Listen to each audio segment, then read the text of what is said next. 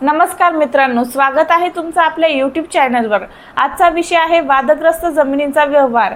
महाराष्ट्रात हजारो एकर जमीन वादात आहे। वारसा, सरकारी नोटीस, सीमावाद, तुकडेबंदी आणि लोक तरीही विक्री खरेदी करतात। पैसा बुडतो, रजिस्ट्री रद्द होते, कोर्टात 10 ते 20 वर्षे फसतात। आज या पूर्ण व्हिडिओमध्ये आपण सगळं सविस्तर समजून घेणार आहोत। काय आहे वादग्रस्त जमीन, जोखीम काय, कायदे काय आणि सर्वात महत्त्वाचं कसं टाळता येईल। चला सुरू करूया। लाईक आणि शेअर करा, कारण ही माहिती तुमच्या कुटुंबाची जमीन वाचवू शकते।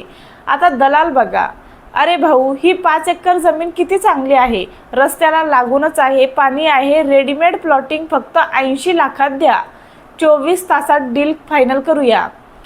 पण शेतकरी म्हणतो, माझ्या भावाच्या मुलांनी कोर्टात दावा केला आहे, वडिलोपार्जित जमीन आहे। आता दलाल म्हणतात, अरे ते काय, 7/12वर तुमचं नाव आहे ना, म्युटेशन केलं की सगळं क्लीन होऊन जातं, मी 50,000 घेऊन सगळं सेटल करतो। बघा, असे दलाल रोज हजारो लोकांना फसवतात। पण वादग्रस्त जमीन म्हणजे काय? वादग्रस्त जमीन ही अशी जमीन जी कोर्टात, महसूल न्यायालयात किंवा सरकारी विभागात दावा सुरू आहे।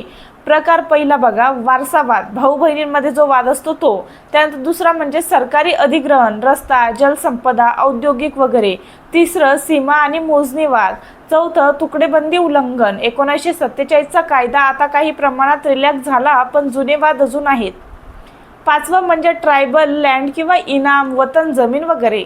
महाराष्ट्रात महसूल कायद्यानुसार महाराष्ट्र लँड रेव्हेन्यू कोड 1966 आणि ट्रान्सफर ऑफ प्रॉपर्टी ॲक्ट 1882 नुसार वादग्रस्त जमीन विकली तरी रजिस्ट्री रद्द होऊ शकते। उदाहरण, पुण्यात मांजरीप्रमाणे अनेक प्रकरणात व्यवहार रद्द झाले आणि 42 कोटींच्या नोटिसा आल्या। काही क्लायंट म्हणतात, 7/12 क्लीन दिसतोय, मी 1 कोटी देतो, रजिस्टर कागद तपासा। पण रजिस्ट्रार म्हणतात, कागद तपासून म्हणतात, या जमिनीवर स्टेटस को आहे, म्हणजेच कोर्टात दावा आहे, मी रजिस्ट्री करून देऊ शकत नाही। पण क्लायंटने आधीच 50 लाख रुपये ॲडव्हान्स दिलेला असतो आणि विक्रेता काही बोलत नाही, पळून निघून जातो।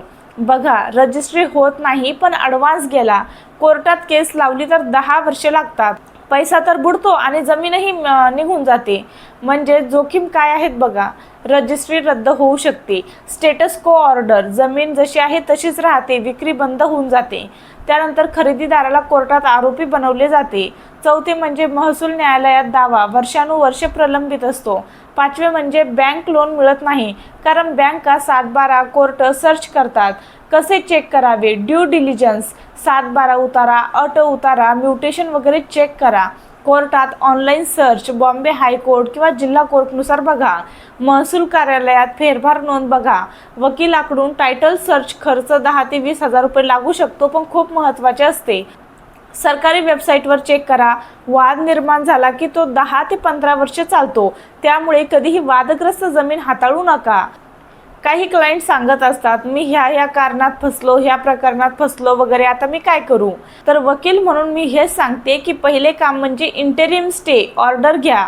महाराष्ट्र महसूल अधिनियम कलम 85 नुसार दावा दाखल करा, मग मेडिएशन करा किंवा कॉम्प्रोमाइज डीड करा, पण आधी 7/12वर कॅवेट घाला। सुरुवातीला 50 ते 70 हजार होतो, पण 10 वर्ष जर वाचवले तर लाखो वाचतील।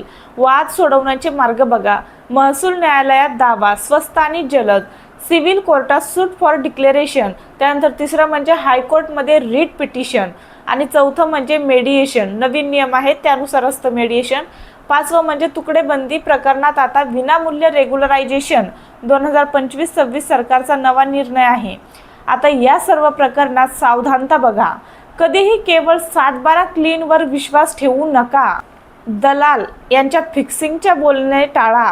औरंगाबाद सारख्या जिल्ह्यात महसूल तलाठी, तहसीलदार यांना भेटा।